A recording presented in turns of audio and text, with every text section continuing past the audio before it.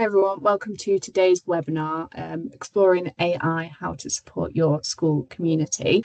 I'm the Training and Events Manager at the School Library Association, and I'll be handing you over to Sarah very shortly. Do feel free to pop in the chat box while we're waiting for people to join. Just say hello, maybe introduce yourself, maybe say where you're listening from today as well. We'd love to hear all about that. And there will be a little bit of time for Q&A at the end as well. So feel free to put any questions that you have for Sarah in the chat box as we go on with the webinar. And then those will be asked to Sarah at the end. So yes, I am really delighted to be joined today by Sarah Pavey. Sarah has over 30 years of experience in education and now works as a consultant and a trainer specialising in digital information and media literacy. She recently completed her PhD at Napier University, focusing on curriculum reform and its impact on school librarians in England. Sarah also represents schools on SILIP's National Information Literacy Group and has spoken at conferences across the UK and is also the author of several professional books. So you are indeed in very, very, very good hands with Sarah. So without further ado then, Sarah, I will hand over to you. Okay, thank you very much, Anna. And hello, everybody. And just to say, another plug for the SLA, I'm actually going to be speaking on our latest book, which is about media literacy as a third space in the school library. And that's going to be like a preview at the conference this year in Winchester. So if you haven't signed up for that, it's going to be an amazing conference. So please, see if you can get some funding and come along to that. And it'd be great to meet some of you there. But today we're going to be looking at AI, and I don't want you to think this is just going to be about what tools can I use, because what we're really going to discover is how we can use it to support the school community, the wider school community. So those are my details. If you want to stalk me on social media and things or get in touch with me, then please do, and I'll repeat that at the end. So first thing, that my computer and Teams have a hate relationship, and it's very difficult for me to see the moving forward slide, and unfortunately it doesn't seem to be working on my computer either, but that's Teams for you. So by the end of this very short session, we are going to be looking at the whole of how AI fits into the education landscape. We're going to be looking at that slight issue, which is how do we promote AI skills amongst the student population in particular, when maybe sometimes it's at odds with the current curriculum and assessment protocols that they've got to adhere to. We're going to, though, look at some ways in which we can use AI and how we can support the students in effective use that doesn't cross any boundaries that say, you're not allowed to do that. We're also, though, going to see how AI can be used to support teachers, maybe the other members of staff in the community, learning mentors, right down to the catering staff, the maintenance people. We might even be looking at parents, governors, anybody who fits into that wider school community, because it's all of these people, whether you're a parent trying to compose a rational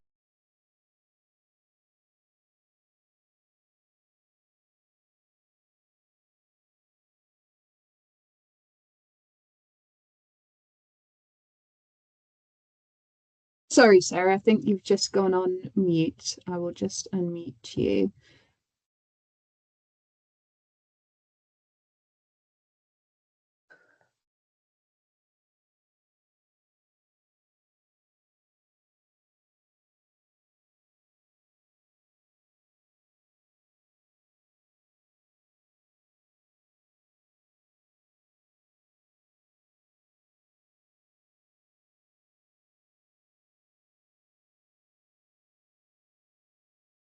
Oh, sorry, Sarah, I think you need to unmute yourself. There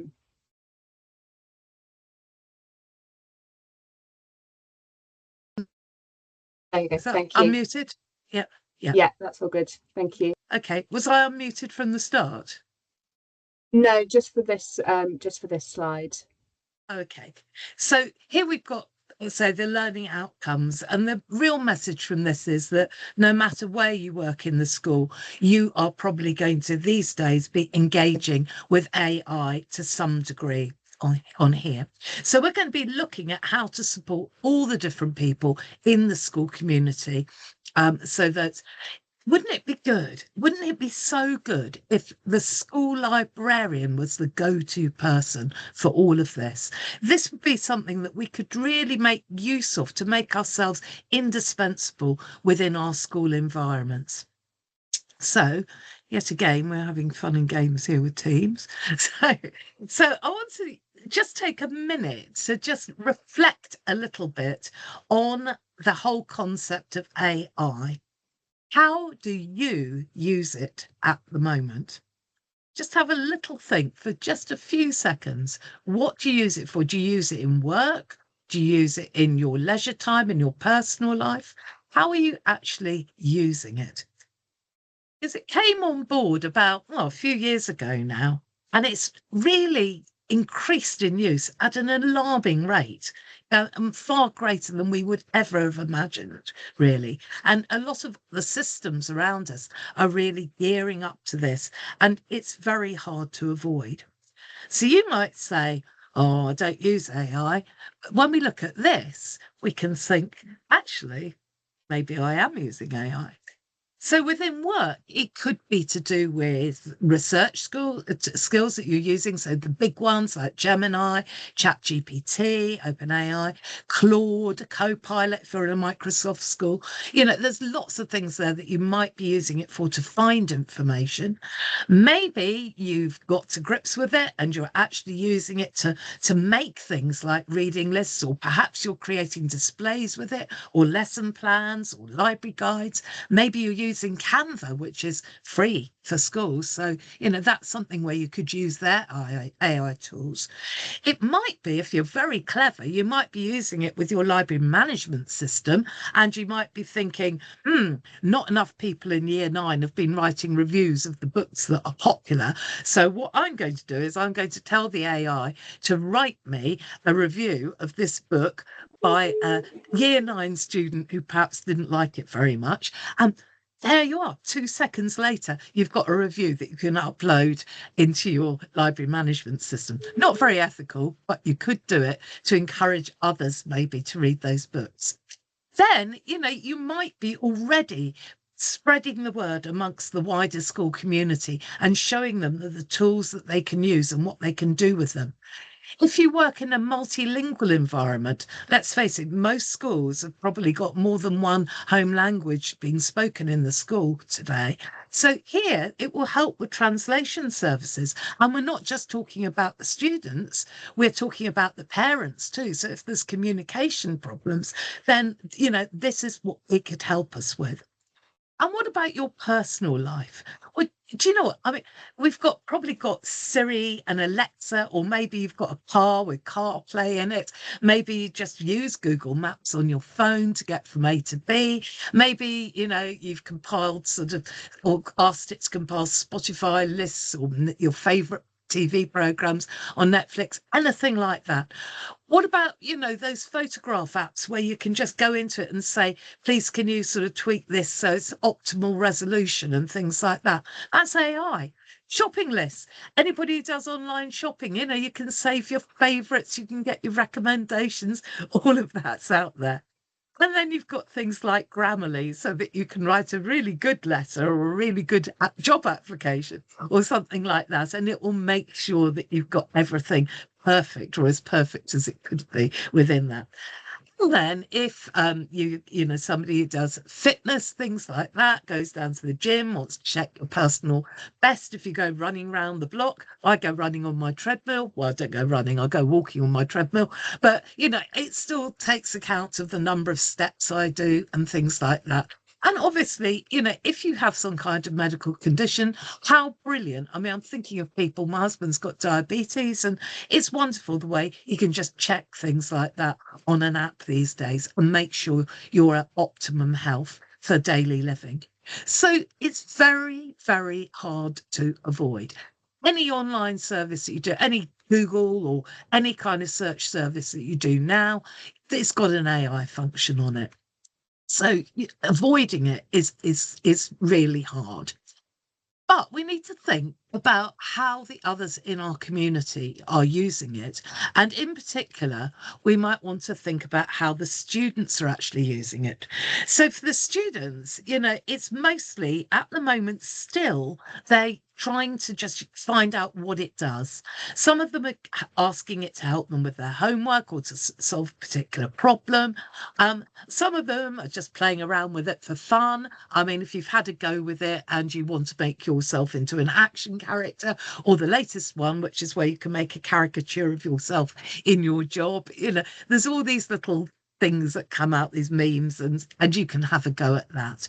But the thing is that if you look at that chart, there's actually only about a quarter who are saying, I'm getting it to do it for me. Most of them are saying, I'm doing it to give me help. And that's kind of the attitude that we want to encourage. We want them to explore, but we also want them to look at it as a new skill, something that they've got to form a competency in, because they are going to need it in their future life.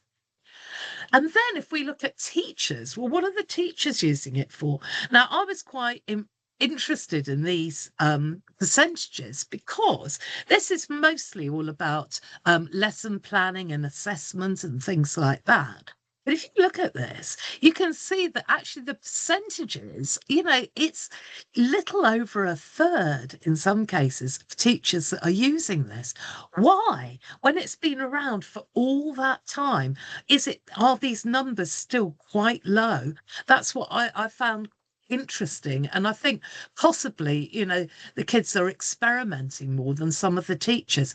Maybe, as we'll come on to, there's a few blocks for the teachers. They think it's cheating if you use it. Well, it's not cheating if you had an assistant and you said, I tell you what, could you write that all up for me and then I'll look at it and I'll edit it. That's that. They wouldn't think that was cheating. They'd be really happy that they had somebody assisting them to write these things, a classroom assistant or something like that, or just somebody who was a scribe for them. So, it's getting over that barrier, I think, is going to be quite hard with teaching staff. And there's all this thing of, am I allowed? Is it cheating that goes on? Now, talking of cheating, I created this graphic using ChatGPT because I asked it about how AI might impact on all the different people in a wider school community. It didn't come up quite right. So I put it into Canva, and in Canva you can tweak the text. So I changed the text slightly in Canva to get this overall picture. And we're going to revisit this again soon. But you can see from this infographic that all the different things that people might use it for. For the librarians, it's coming up with, those literacy skills. It's coming up with the research, both what you do and how you advise the search, but also for your data metrics, trying to work out from your library management system statistics, what is the trend in boys reading? What is the trend in people who are on school meals, free school meals? How do these things balance against each other? And if you go to somewhere like Claude, it can do this in a fraction of the time that it would take you to plough through it. Is that cheating? No, I don't think so, because the great thing about it is that something else is doing the donkey work. It's on your data, so it's not really going to hallucinate, but it gives you the time to reflect on that data, and then you can write a comprehensive commentary about it that's going to have impact on your school leadership and your governors. So if you kind of look on AI in that way, that it's like a little help, an assistant, and of course, from the school's point of view, they love it because they don't have to pay a pension and they don't have to pay a salary either. So they should be encouraging it. And it's got all kinds of connotations for the other members of our school community as well. If I had longer, we could do a whole training course on this, but unfortunately, with limited time, we are going to move on. So, looking at how it can help, it's about that personalised learning as well. It can really help students who are struggling, students who just need that bit of support, even if it's kind of like just a confidence boost or something like that, AI can really help them with that. It can also be tailored to their individual gaps in their knowledge, or their weaker skills that need a little bit of more practice. AI is great for that, because a teacher or even a librarian hasn't really got time to do that for everybody. It's fabulous for research, provided you keep an eye on the fact that it's not giving you the bias. It's not, you want to know, where's it been trained? Where's it getting its information from? How responsible is it, to use this data? Do we need to go back in and unpick where it's come from? For teachers, we need to show them how they can adapt the curricula they're working with to include AI literacy. I'm going to explain why that's really important in a minute.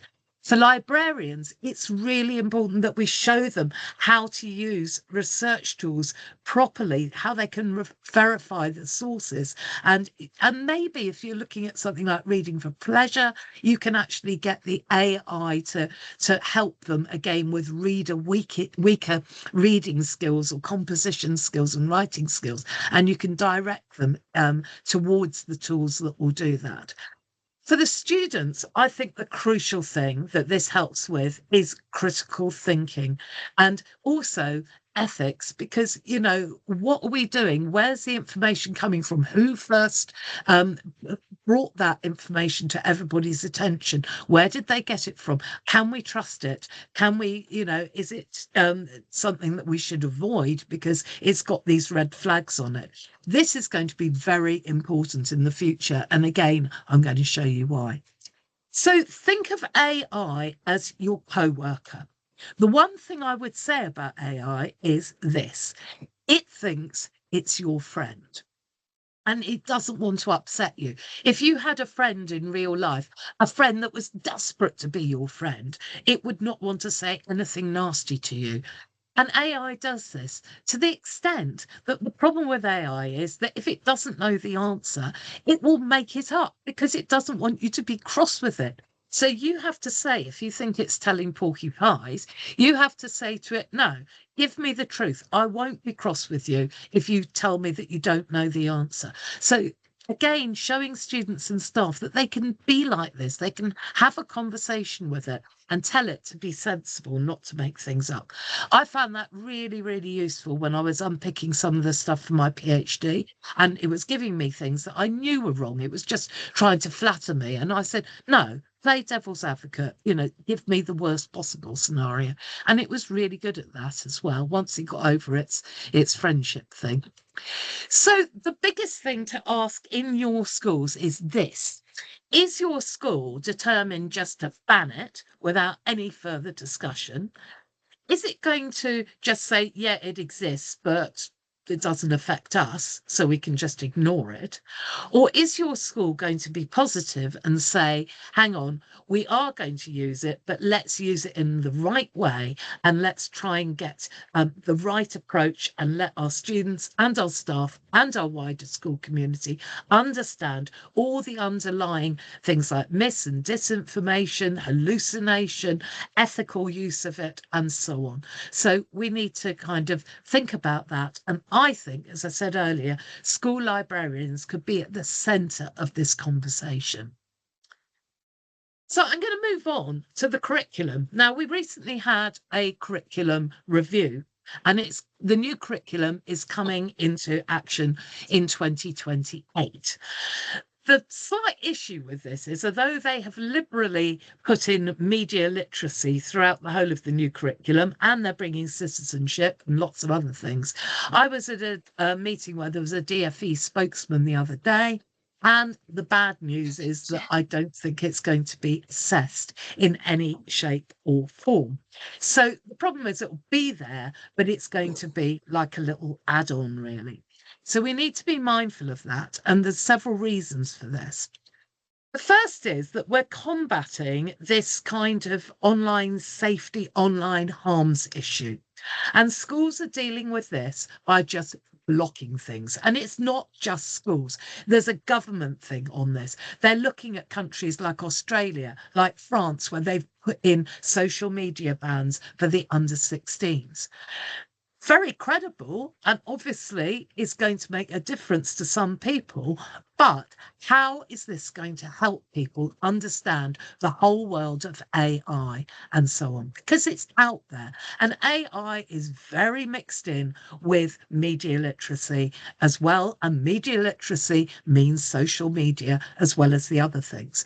So if you're in an environment where everybody's got a totally different vocabulary for what we mean by this. Some people are calling it research skills. Some people are calling it AI literacy. Some people are calling it media literacy. Some people are calling it information literacy. If there isn't a common vocabulary, how do we have conversations? If we ban mobile phones and we ban social media, how are students going to get used to using them and using them responsibly? My own take is that they should be banning these things outside school, and it should be in school where we're teaching them these things, because otherwise it gets driven underground. The first results from Australia are going to be published early. One of the findings that we know is that all the students have gone out and connected up with VPNs, which bypass the whole of the age restrictions, and they're still using social media.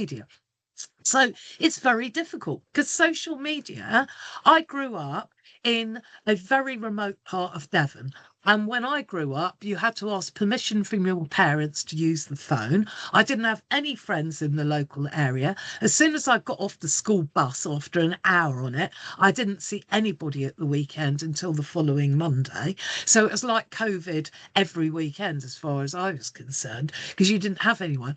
If I had social media, I would have this whole opportunity to converse with my friends in a positive way and to do all sorts of things with them that I couldn't have done. And I still think this is probably the case for a lot of rural children. So, it doesn't work for everybody. It does work for some. What about filtering? Draconian filters, not even school dictated now. They're done at county level. And the problem with this is, I think they've resolved the one about Gothic literature, where it refused to allow you to search for the word goth at one point. There was another one whereby if you lived in Middlesex, you hadn't hope in hell of discovering anything local whatsoever because it was a blocked word. So you couldn't. There's other things like if you're doing an A level in Handmaid's Tale for English, or maybe you're doing Dali for your art project, a whole load of the websites will be blocked on that. So any then website that you go to outside that's got a social media link on it, if you're under 16, you won't be able to go to that. So all of those will be blocked. So we're making this very restricted environment. And to cap it all, on top of that, in England, everybody has to sit down and write an exam using pen and paper, which they probably haven't used for quite a long time because most people type things, including their homework, because it's easier to send to your teacher. So you haven't got the muscles in your hand that you need to sit down and write a 1.5 hour exam without being extremely tired. How does this work out with the curriculum? Well, the exam board advice here from JCQ, it basically says, you can see in that sentence there in the first paragraph, the delivery of these assessments will be unaffected by developments in AI tools, as students will not be able to use such tools when completing these assessments. So as far as they're concerned, it's put your head in a bucket and you can forget all about AI, unless you are doing a lesser qualification whereby you actually have to do some coursework, and then it will become important. So there's all these dilemmas going on. It's very new AI, and they really haven't got their head around it yet. As we said before, they are concerned, and this is the main reason why there's this block. They're concerned that students will cheat. They're concerned that teachers will cheat by getting somebody else to start the draft of their lesson plans. They're worried about the ethics of it, and they think that, well, with reasonable concern, I think, that are you pinching somebody else's work? Is it biased because of where it's come from? What is the environmental impact? The amount of energy it takes just to create one AI image is phenomenal, and people don't always realise that. You need to think before you use it. What about the social bias? Is it, biased towards the Western world?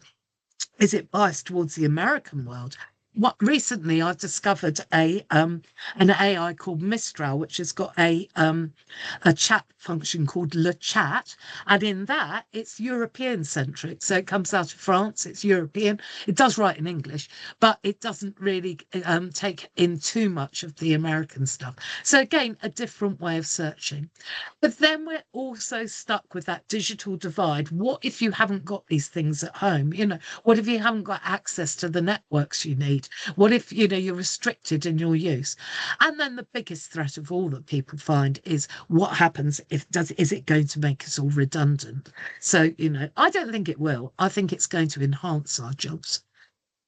But around the world, people are taking notice of it and probably in their curricula taking a lot more notice of it than we are in England. And that is slightly worrying with what I'm going to show you next. So in Asia, AI has been part of the curriculum in China for years, basically, before this latest rush of AI. So before COVID, they were using it and looking at it. Again, a similar thing in Singapore, it's all connected into their curriculums. Even President Trump, would you believe, has actually signed one of his documents, which actually says he wants to see advances in AI education for American youth. So that's quite incredible. I was really surprised at that. And this is another one which could be slightly ethical, I think, which is that Estonia have actually teamed up with ChatGPT and they are developing a curriculum together for Estonian children. So that's, going to have some interesting connotations, I think, on that. But the real thing that's going to hit us hard 2029, 1 year after the new curriculum comes out, 15-year-olds in England are going to be tested on their media and artificial intelligence literacy, just the same as PISA looks at their numeracy and their reading and the literacy side of it. Mail is coming in, MAIL. And today, the first draft of what that will look like has been published on the OECD website. So go and have a look at that and see the kinds of questions that are going to come up. Because if we don't put this into our curricula, if we follow JCQ and say it doesn't affect us because they're doing pen and paper exams, well, it is going to affect us because we're going to be bottom of this table if we don't start incorporating this kind of information and know-how. What a great picture! All the children using things sensibly on their iPads and their phones and so on. I mean, the thing, phones, isn't it? How big has a phone got to be before it becomes a tablet? And what do you do about things like Google Glasses and watches and things like that? Are they phones? What about a T-shirt that becomes wearable technology? And sooner or later, there'll be these things that you can just do in the air. So how are they going to get around that? That's what I'd like to know.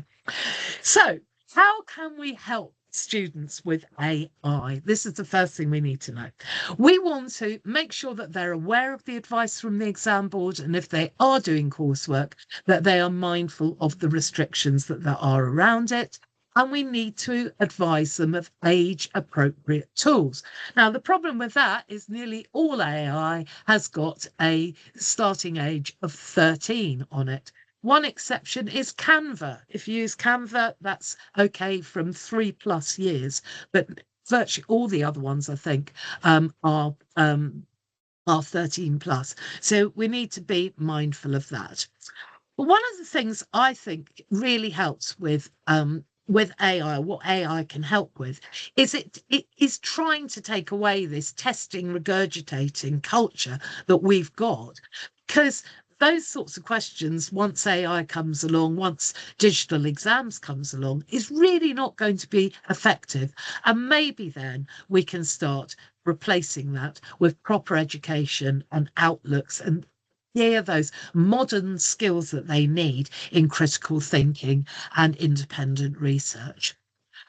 So there are things that we have to balance. I'm not saying AI is the best thing since sliced bread. No, there are drawbacks on it. So the good side of it is that you can get a lot more done. You're probably going to get a much nicer looking document than you could probably do if you were playing around with Excel spreadsheets uh, and boxes, unless you're an absolute expert in Word formatting. You're going to get something really nice in half the time. It's going to save a lot of that drudgery. And it even writes Canva. You can go into that and it will immediately translate it into virtually every language in the world. How cool is that? If you're writing a newsletter and you want to get it out to everybody in your community, and there's a sizable number of parents out there who you'd like to read it, but English is not their home language. So there's things like that we can get around with AI. We can quickly get something together. We can quickly find something. I know what it's like being a librarian when somebody comes along with 5 minutes before the bell and says, actually, next lesson, could you do a lesson on blah, blah, blah? And suddenly you think, oh my goodness, and you panic. But with AI, no, we can get around that. Downside of it, it really isn't human. It might sound human, it might give you human type answers, but it isn't. And it really hasn't got much of a sense of humor. It hasn't got much of a sense of conversation, really, except what it's learnt. So you have to kind of give it a little bit of leeway on that. It really won't be generating proper creative ideas. That's for you to do. And there is a risk of plagiarism. You've got to be very wary of what you ask it to do, and know its limitations. And we'll come on to that a bit later. But one thing we saw there, that the English exam system is going block, block, block, ban, ban, ban. Well, they don't need it anyway because they're going to just be tested on pen and paper. The International Baccalaureate has said, actually, no, AI is here and we can't put it back in the bottle. So let's work with it and let's decide what we can do and what we can't do.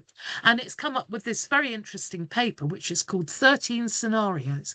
Now, again, really interesting because I've recently finished at university, and I would say that these 13 scenarios are pretty much what higher education is looking for as well. So here it says you can use AI to summarize the points of your essay and suggest some references that you might want to go and look at. You can even have an outline giving pros and cons, different focuses, different lenses on the work you're doing for you to go and investigate. You can ask for an outline, a template, so you can divide it all into sections. You could ask for a model paragraph that shows you how to write a summary, shows you how to write an introduction, shows you how to develop an argument. You can ask for that as well. What you're not allowed to do is copy and paste. You are not allowed to ask it to write your essay for you or reflect on the topic and then you just copy and paste that. You're not allowed to use it to develop a research question for your essay. So if you were doing an EPQ, for example, you couldn't really have it coming up and suggesting titles for you or anything like that. You cannot get it to write the entire essay and then you just tweak a few words here and there and pass it off as your own. And interestingly, this one, I'm wondering how long this is going to last, but you are not allowed to use AI to improve your writing. Well, that's a bit difficult when Grammarly and spell checks and things are more or less built into things at the moment. So you've got to trust the student to turn them off. I don't think, as I say, it's so long as it's obviously the student's work. I think that's the most important thing. But the real sin is if the student has used AI and doesn't fess up to it. So somewhere, whether you're doing an IB essay, but if you're doing an EPQ essay or a piece of homework or anything else, it's good to get the students into the habit of saying, yes, I did use AI and this is what I used it for. And this is acceptable within the parameters that the teachers set, or which maybe if they say the 13 scenarios here are good, that it aligns with those as well. Things that are not acceptable for the IB, but you might be able to get away with in an EPQ or an English homework context, if in the English curriculum, is when you are writing it in, say, your home language, and then you get AI to translate it. Again, that might be easy because we don't want to stifle students' creativity. And if somebody's struggling, then maybe that's a good way to do it, providing it's not for an English essay, of course, where they're being marked on their ability to use written English. If you use AI for grammar and sentence structure corrections, then again, that might be acceptable again within certain environments. But it's up to, a bit like when you're sort of saying you can do this as group work, you would say you can work together on this, but I want individual reports. You know, you set the scene for what's allowable and what isn't. That's the same for AI. It's the kind of thing we need to do. And then it's also in the IB, you're not allowed to get it to mark your work so that you can see where you might be able to improve it, because that's really for a teacher to do, or the person that set the work, a librarian maybe. It's not for the student to guess and to find out. And sometimes the AI can get that wrong. So these are the things, parameters that we need to think about. And you need to think in your school, what would my school come up with? What would they be comfortable with?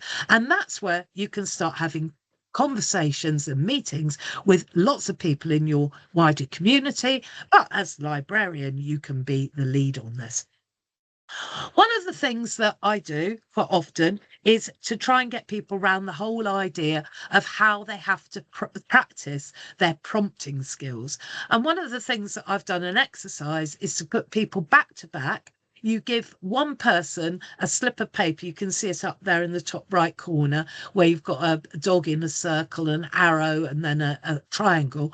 And one person has this, and they have to relay what the other person has to draw on a similar sized blank piece of paper.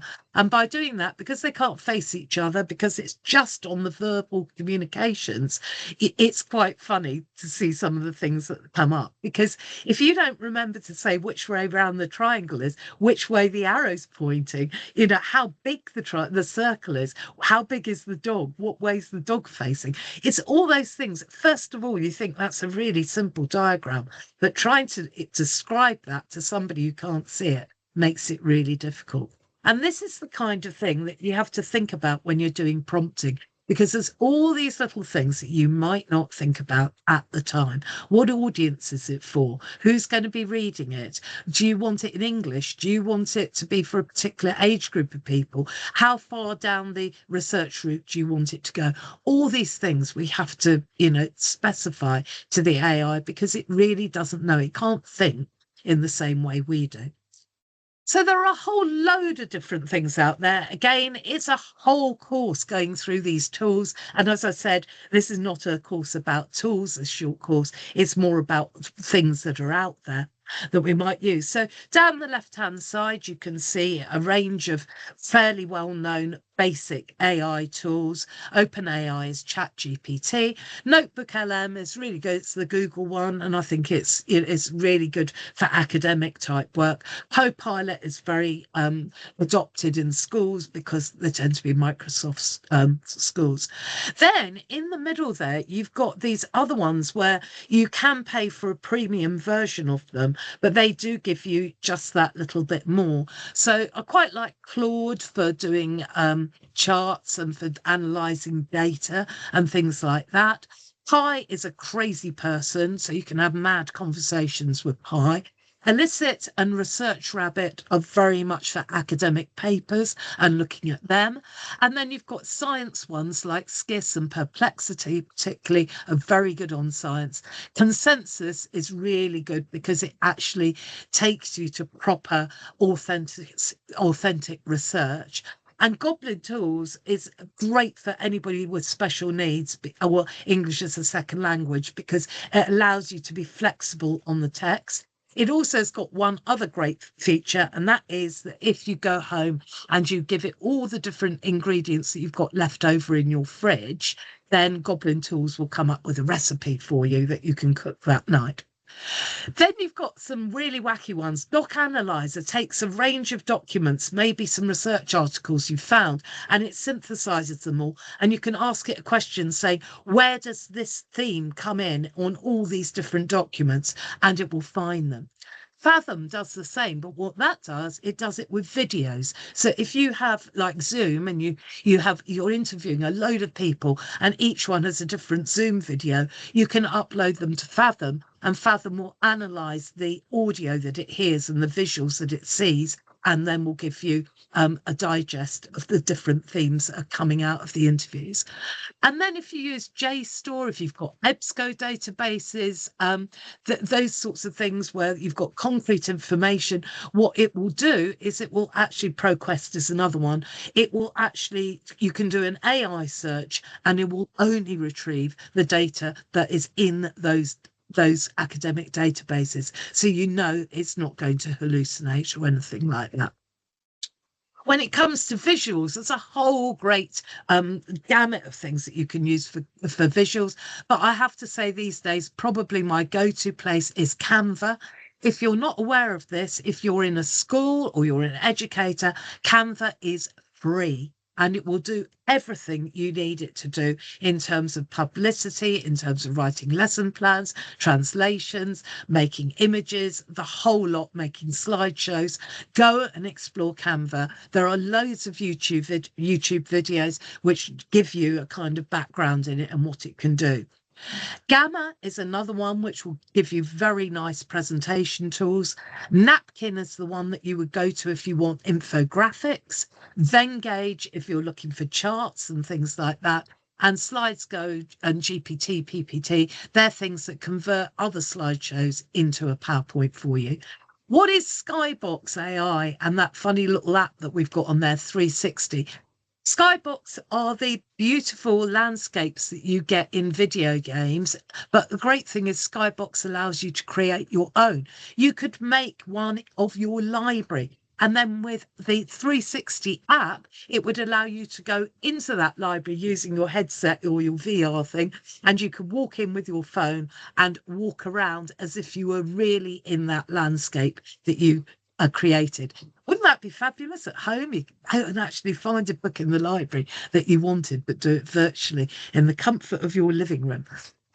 So I'm going to get on now to a few things where we can help specific groups of people other than the students. Teachers, they want to know about how they can use it within the curriculum. They want to know how they can use it within their learning theories, and they want to know how they can use it ethically. And also it's an area where we could provide as librarians some training for the teachers if we get familiar with this. My lovely friend Philippa Hardman again came up with this great chart. Go back, look at the slides and have a look at this, because it actually looks at teaching techniques, and Bloom's is every teacher is brought up in Teacher Training College on Bloom's, and this actually maps AI usage against Bloom's taxonomy. So do go and have a look at that. As I mentioned before, we've got that issue about age. It's important to tell people, teachers, that the main age limit is 13. So if they are teaching it below year 9, they could be actually slightly out of kilter with the law. But Canva, as I said, you can use with younger students. And then there's a whole plethora of AI here, like Magic Tool, Khan Academy, things like that, that are really designed for teachers to use and to show students. So again, you could use that. We mentioned before that prompts are really important. Getting teachers to do that prompt game, getting teachers to understand what you need to do to make a good prompt, and why sometimes you don't get the answers you want because you haven't framed it in the right way. When you do a prompt, the other thing I would say is be as neutral as you possibly can, because as soon as you give your little friend an inkling of which side of an argument you're on, it's going to want to please you. So don't give it that satisfaction. Keep your arguments neutral. Don't fall one side or another. However, flattery, yes, say to it right at the beginning of a prompt, I am asking you, ChatGPT, because I know you are the very best AI for answering this question. I've chosen you. And as soon as you say that, and I'm being quite serious here, it actually takes your prompt much more seriously and will do more work on it because it's your friend. So just always think of that. Keep that mantra in the back of your head. You can go back to these slides and have a really good look at them. It's all being recorded. So the other thing is copyright. Now, there's been a lot of things here in the news about a lot of creatives being very upset that AI is just using their work as a training tool. And a group of musicians actually went forward and said to the government when this bill was coming up that, this was unfair on their music, that AI was using it. And unfortunately, the government and a body decided that it wasn't a strong enough argument. And so they passed a bill June last year, saying that the tech companies can use copyrighted creative material for their training of their AI bots. So we need to be aware of that. And has got some connotations for copyright. The whole idea of copyright is up in the air at the moment. They really haven't resolved this. There was a very interesting artist, a music composer from Brazil, who was on Radio 4 the other day, and he said, well, actually, I'm not worried by AI because my music is so unique that it would be very difficult for an AI to copy it because it just doesn't follow a predictable pattern. And I think this is the issue, is that a lot of artists, and I'm a musician, so I know about this, but a lot of artists who are rolling out formulaic type pop music and making a quick buck on it, those are the people that are going to be in serious trouble. There was a recent case where Kanye West was upset because somebody made a pretend Kanye West and nobody could tell the difference between that and the original. So, you have to be very careful about this. Now, here's a quick quiz. I'm going to whiz through it in the interest of time. But one of the myths is that AI-generated text cannot be copyrighted. And that is absolutely true mostly, but there are instances where it is going to be. So you need to keep your eyes out on that one. Students can use AI-generated images freely in school projects without having to mention copyright. No, afraid they can't, because the AI is trained on copyrighted data. So they should at least acknowledge which AI they created it from so that somebody could go back and check where the original source was. They could also do a reverse image search and see if they can find something similar in real life. I know this happens because I was doing a copy for an album we'd made, and I wanted a picture of looking up on a stage, a musical stage, and even the AI couldn't create that. And when I went and looked for proper photographs on an image database, none existed. So I think that's why it was having trouble. So if AI creates it, you don't need to cite it. Well, yes, I'm afraid you do. And this is probably one of the most important ones, that whenever you use AI at the moment, you have to say where you got it from. Can it be detected? No, it can't really. I mean, I went to the Bet Show. It was full of people advertising these sort of detectors for AI. They're complete rubbish to the extent that a missive has gone round all UK universities now saying we are no longer going to check for AI use. That's going to be up to the tutor, that your students, you'll be able to tell whether this is their work and they understand it or not. So they're not going to be using those anymore. So I would say usually trends that start in universities work their way down to schools after a while. We don't have to worry in England because, as the JCQ say, we don't need to bother about AI because they're not using it. Anyway, we do need to be aware of that. Teachers can use AI to create worksheets without copyright concerns. Yes, probably, but you do need to check that it hasn't been made by somebody before. And do schools need explicit AI policies for legal protection? And the answer is yes, they do. So we need to think very much about this. And again, it's something where a librarian could be part of this. Can we set a model for best practice as a school policy? Go to this site, AI for Education, and it will actually show you some really good models that you could use as a template.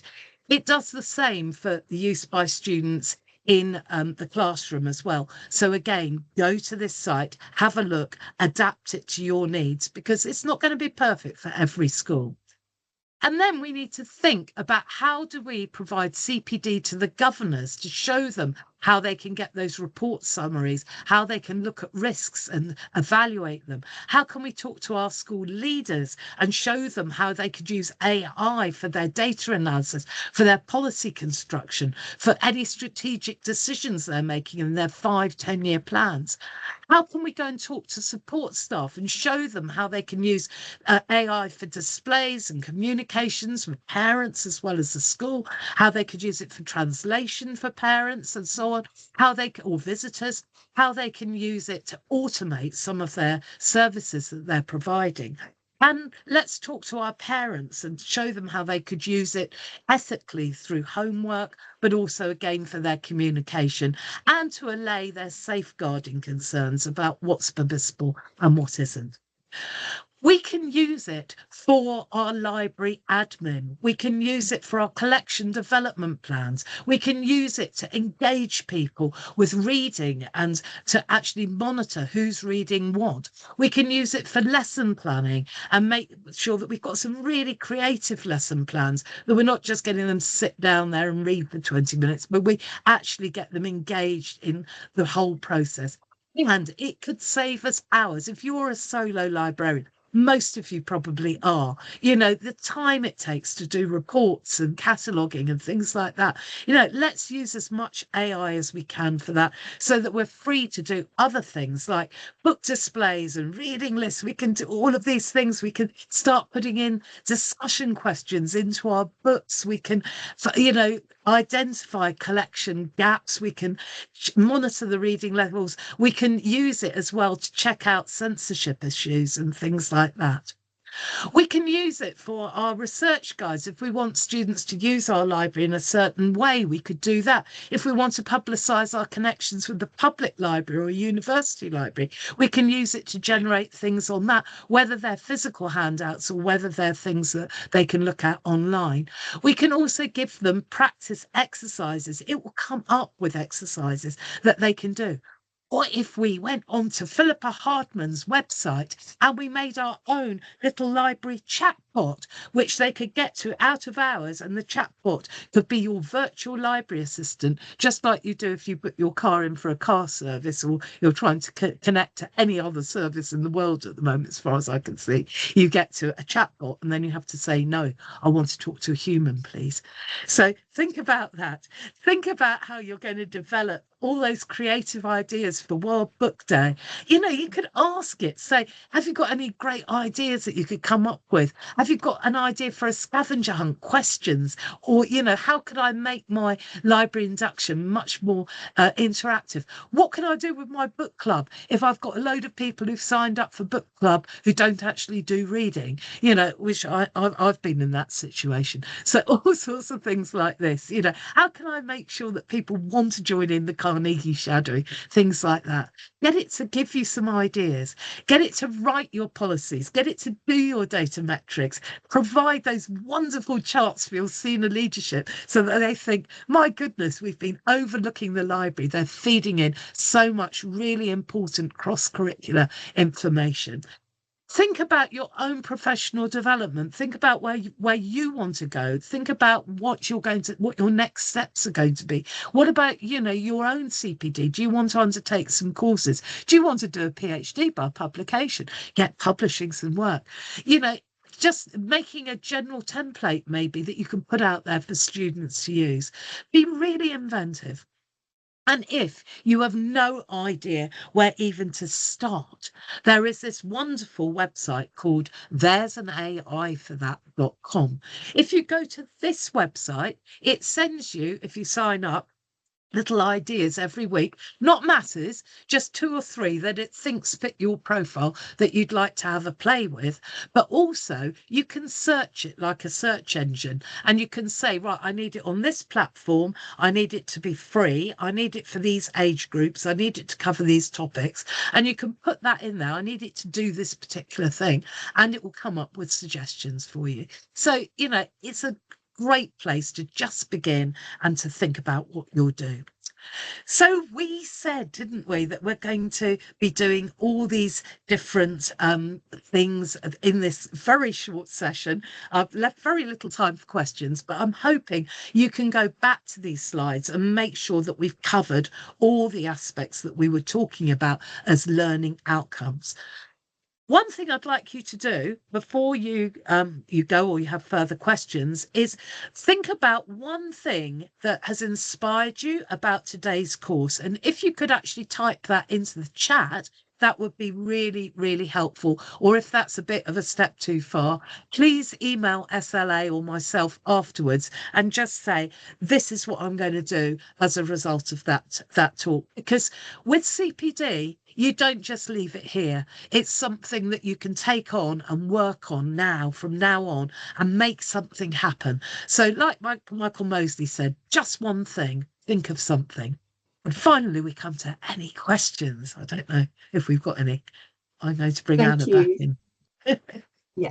Hi, Sarah. Thank you. That was great. Really, really fascinating. And I know that AI is a really big topic on everyone's mind at the moment. So I am aware of time. So we do have a few questions in the chat already, particularly around safety and privacy when using AI tools. So one question we've had is, should we be careful about what we plug into AI in terms of school data? How do we know whether it is secure and won't appear elsewhere? And Karen has also said we're limited in what we're allowed to use because of school data issues. So can you talk a bit about that? Those are great questions, and they are really important because it's so tempting to just go straight into AI and bung anything in it. But we have to be aware of GDPR and privacy particularly. So one of the things you can do is nearly every AI that you use has got settings. And if you go to settings, you can say in there that you don't want it used for training material. So that's one of the things that it's good. I would say also when you're doing like data metrics and things, is making sure that it's for anonymous things. It's not for analysing a particular person. It's being careful not to identify the school as far as possible. It's being careful not to identify particular individual students or teachers or anybody else who's involved in that process. So keep it general. And again, is using your head. Would you put this up onto the internet? Just think about that. Would you share it with everybody in the school? If the answer's no, then I think that's when you need to look very carefully at the settings of these things and say, yeah, is this the right tool to be using? Great. And we have another question, which is fairly similar as well, from Alison. Alison says, I am concerned that I've heard teachers are using Notebook LM to help mark EPQs. They said they uploaded work to check sources and compared whether it is an A or an A star. I was shocked because surely they are giving work over to an AI provider that will use the information in the future. It also suggests they aren't reading the EPQs and marking properly. Am I right to be concerned? I mark EPQs properly. Good. I'm glad you do. Yeah, I think this is really important. If you looked at that IB International Baccalaureate 13 things scenario, it quite clearly says that students are not allowed to go and check their work and improve it. So why should teachers be able to do that? I think that's, I would say, verging on the unethical. I think there are several issues there. There is the safety issue that, of course, if it's being uploaded, it's going to be used as safe as training data that could then influence the future. And if, the examiner doesn't agree with that, well, then, that's going to have huge connotations for the future. If the AI bot gets the ball rolling and says everybody should do it this way. But there's another thing as well on that. And I think it's about the knowing your student, it's understanding your students. And to do that, you've got to have conversations with them. And if an AI has done this marking, how are you going to actually explain your decision to the student if you're not reading it properly? It's when it comes to anything to do with assessment and judgment or anything like that, I think that's better done by a human, because as I said earlier, AI wants to be your friend. If it detects in that question, that prompt that the teacher's putting up there, do you think it should be an A star or an A? I think it should be an A star because blah, blah, blah. What do you think? Then the thing's going to say, oh, yes, then it should be an A star because it wants to please you. So it's got to be a very neutral assessment if it's doing that. So a better question would be, what aspects of this do you think merit an A star and what aspects merit an A? You could say something like that to give you an idea of the judgment that you are going to take. Great. Thank you, Sarah. That was all really interesting. I know there's a lot there for us all to take back and reflect on as well. Thank you, everyone, and thank you, Sarah, and have a great evening.